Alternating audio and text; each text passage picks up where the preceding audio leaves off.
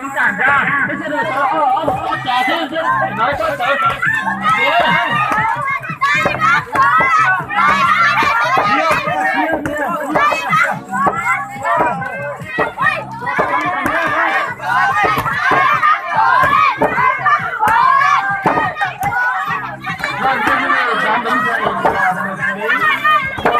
Mà trò chơi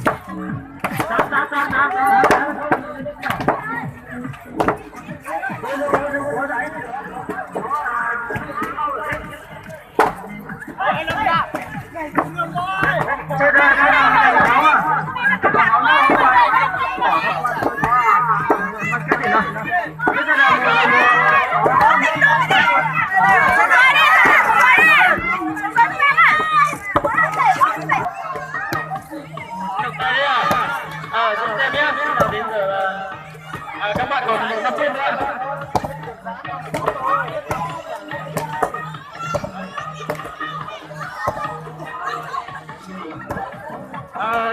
Xin mời tất cả khán giả của mình đi xuống dưới. Mời tất cả khán giả đi xuống dưới. Thời gian của chúng ta còn 5 phút khoảng 4 phút nữa thì chúng ta sẽ có thể rất là tổ chức các người chơi chơi bên nào mà giá ký nhất mà tốt nhất thì bên nào vừa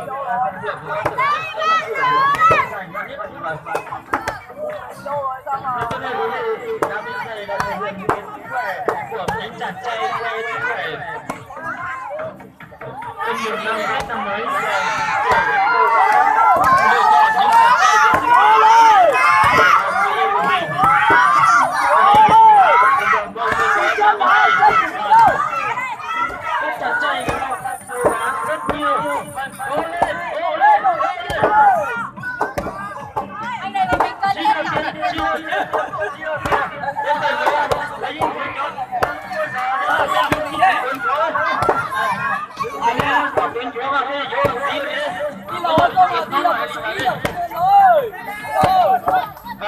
các bạn để tính cả cái phần gói, cái phần giá đó là các bạn còn 10 phút ạ.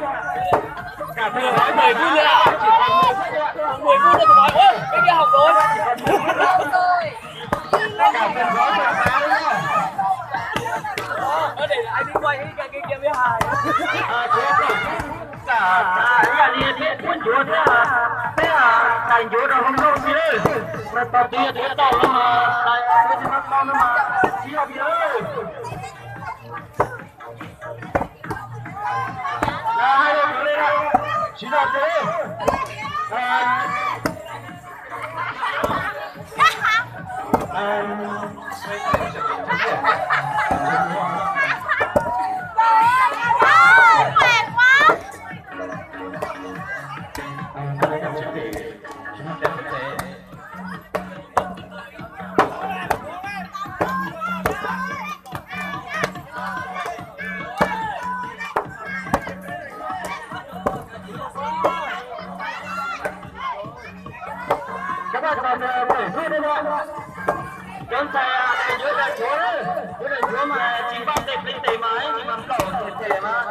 không không có điều ơi cái gì là tụi phải để nhớ nó đầu phải để có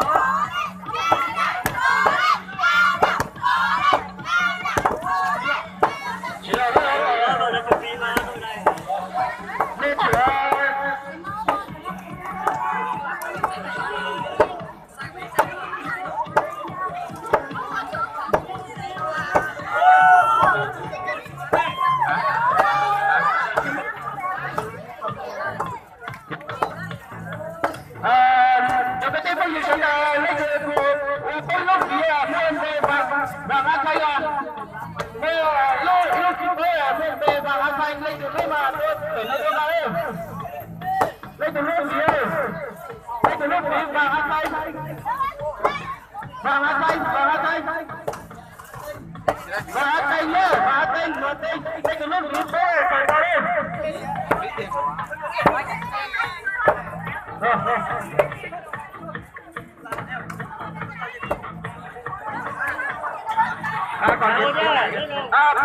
các bạn chỉ còn cái hỏi bài nhé các bạn chỉ còn 5 phút thôi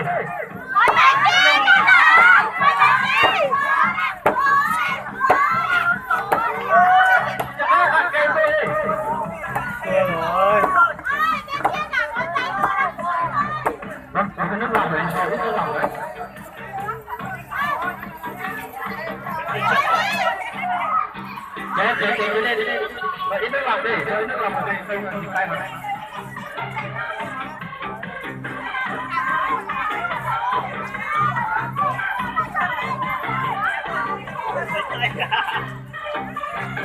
Không có chứng là dính tay á.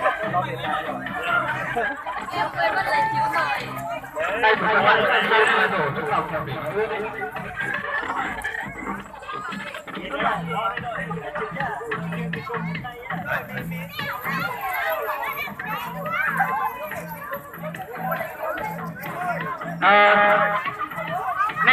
Nè cho xuống xuống. Nè cho xuống xuống đi xuống đi đấy. Đây.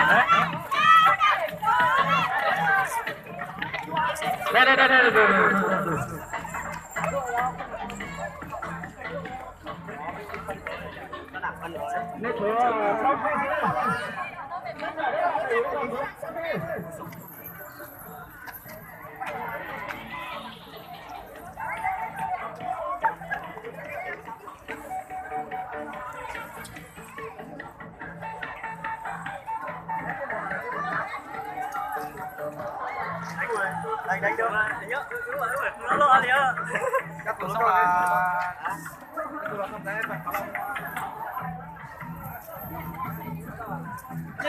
nên cùng Garcia đều đều đi đó đi xin Garcia rồi không cần đâu cái này như nhau hết mà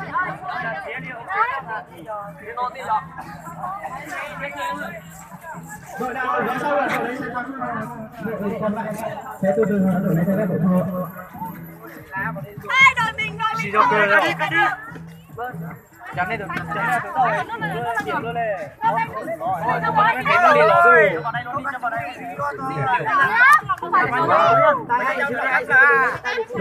là bánh nhỏ thôi bánh nhỏ thôi chưa nhẹ vào đây chưa nhẹ vào đây các bạn